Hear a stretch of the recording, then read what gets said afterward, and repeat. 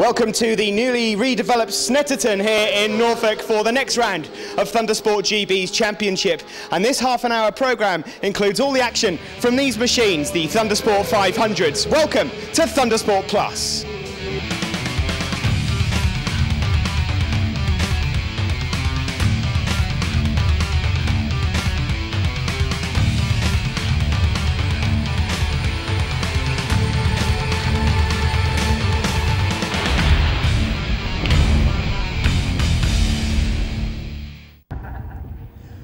A big welcome to Snetterton in Norfolk for Thundersport PLUS.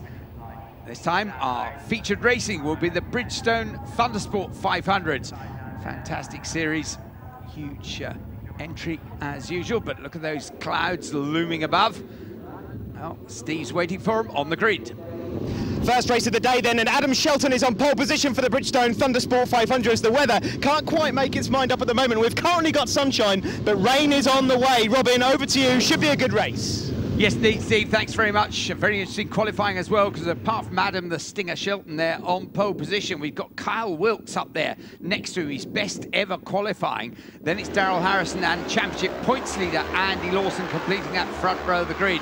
On the second row, Colin McCabe, Lewis Osler, Nick Clifton, Richard Blunt. And again, good to see Lewis Osler, Nick Clifton and Richard Blunt so far up there. The entire field getting away well from the start and into Richie's and pouring up towards Montreal for the first time of asking, Steve.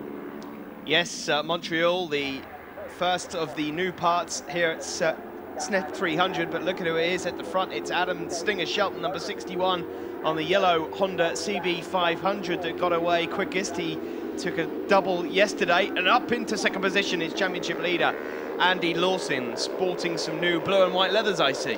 Yep, he's doing the business though. He's seen Adam Shelton get away at the front, but as far as Andy is concerned, his main job is to score big points. He's got a healthy championship lead. He's done absolutely brilliantly this year. For those of you perhaps new to this particular series, Andy Lawson came at the beginning of the year to Mallory Park intending to run, I think, a 600, but he ended up with no bike, and he was lent a 500 so that his long journey down from Scotland wasn't wasted. He properly got on it and had some absolutely brilliant results. He's stuck with it ever since, Steve, and it really has been a bit of a fairy tale turnaround for him. Yes, he's one of those riders that can really just jump on any machine and make it go quick, and there's not many people that could say that. We just saw a shot there, a glimpse of Colin McCabe, a rider who would perhaps like to see himself a little bit further up in the field. There's Dynamite Bailey, number 72. We've got a faller in the background there. We'll try and find out who that is in a moment, Robin. I don't know if you've got any idea, but could be Simon Matthews, but as you say, we'll try and get a look at that. Oh, it's Richard Blunt, number 33 there. Yep, Richard, I didn't recognise him at first because, of course, he's got rid of his rookie vest that he's worn all season. He is still in his rookie season. What a shame. Richard Blunt, who's been a regular front runner as well, but up front at the moment still, number 61, Adam Shelton, Adam the Stinger Shelton, as he was called in his Aprilia Super Team days. And a young rider has had problems getting a budget together to race at all this year. Came into the 500s just, I think, 3 events ago, and well, came in with a bang, didn't he, at Cadwell Park, and has been very impressive ever since. Yeah, rider from Hull, started at Cadwell, and ever since then he's been on the top 3 steps at pretty much every meeting. And well, if he can get a double win here today, he'd actually lift himself up to 4th overall in the standings. Andy Lawson there goes under the bridge in second position ahead of Daryl Harrison, and that looks like Kyle Wilkes, number 23, up into 4th position. A solid qualifying for Kyle. And he's just up ahead there of Lewis Osler, and that's Colin McCabe just behind the pair of them. Yes, Colin McCabe, who last season was a fairly regular race winner, and he'd like to get in amongst this lot, but I think he feels, as they do, that they're probably too far back down the road, as the 3 leaders have really got away with things at the moment. There we see Colin in 6th place, and pushing as hard as he dares. The weather being slightly kinder, I have to say, to the 500s than to some of the other competitors here this weekend. At the moment, it's been very, very changeable, and they have to be prepared for changes before the end of this. Daryl Harrison, number 5 there, really working hard, one of the quickest of the young riders out there, very often qualifies on the front row, very often picks up fastest race laps as well, just needs to turn that speed into some regular wins. You can see as the field go through there, great battles all the way down, up the front, only and lonely through Agostini's is Adam Shelton. There goes Andy Lawson, then number 12 in second position, championship leader. And, well, he's been a bit of a runaway leader so far this season. And I suppose the frustrating thing on Adam Shelton's part is that even if he was to attain 4 race wins this weekend, if Andy Lawson maintains this second position, then it's only going to be 20 points that he makes up throughout the whole weekend. And, well, unless Andy was to have 1 or 2 mistakes perhaps later on in the season, that would not be enough to see the championship go anywhere else other than in Andy Lawson's lap.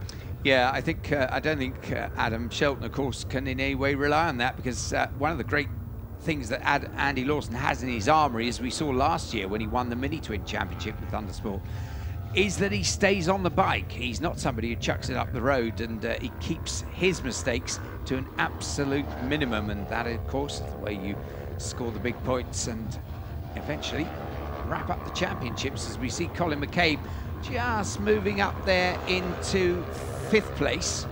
Yeah, he's just got up ahead of Kyle Wilkes, who's dropped back a couple, and Lewis Osler now finds himself in 4th position. We first saw sights of Lewis perhaps getting closer and closer to that podium at Mallory Park last time out, but he's even closer this time.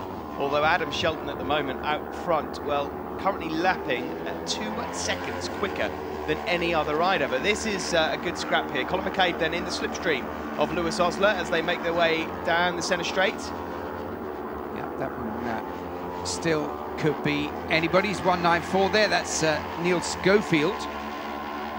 Yeah, just amongst David Jeff and David Knight there.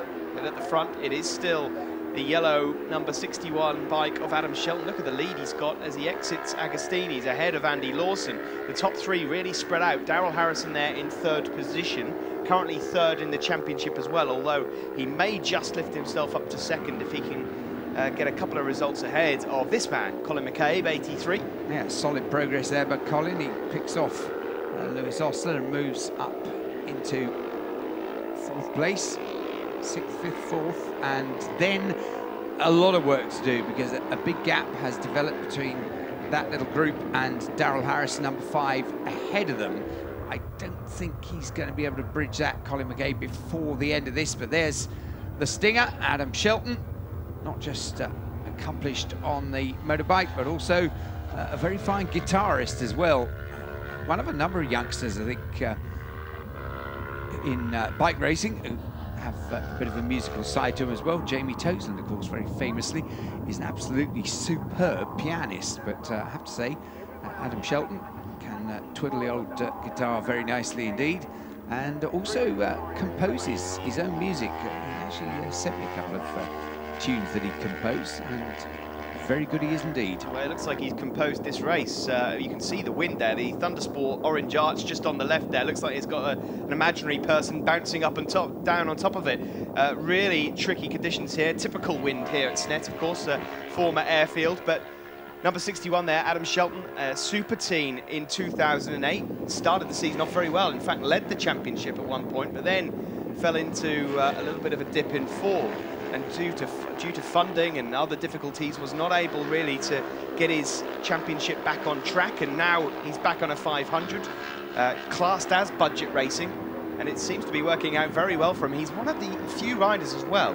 I've not seen a CB 500 cranked over at the angle that Adam Shelton manages to get it over at. Yeah, it looks very comfortable indeed on board, as does Andy Lawson, who still goes through in 2nd place. You see that back there, Kyle Wilkes has got back up into 5th place, just ahead of Lewis Osler. So the two of them having a good battle. They've had to say goodbye to Colin McCabe, who appears to have the measure of them.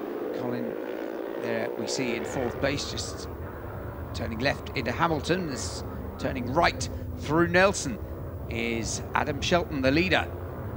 Yeah, a little bit further behind Kyle and Lewis Osler. Dynamite Bailey in 7th position ahead of Adam Pelfreman. Nick Clift, also another former super teen, a tall rider, inside the top 10 ahead of David Carson. Nick Mallinson also up there. Steve Kane from up in the northeast, also having a good ride in the points. Yes, Adam Polfman having a very busy weekend indeed, because of course he races in GP2s as well. So he'll be on and off the bikes, but he'll know this circuit by the time he gets to the finish. But there we see, coming towards us, number 20, that's Dave Bezic. Yeah, Dave took a little bit of a tumble on Friday at Oggie's.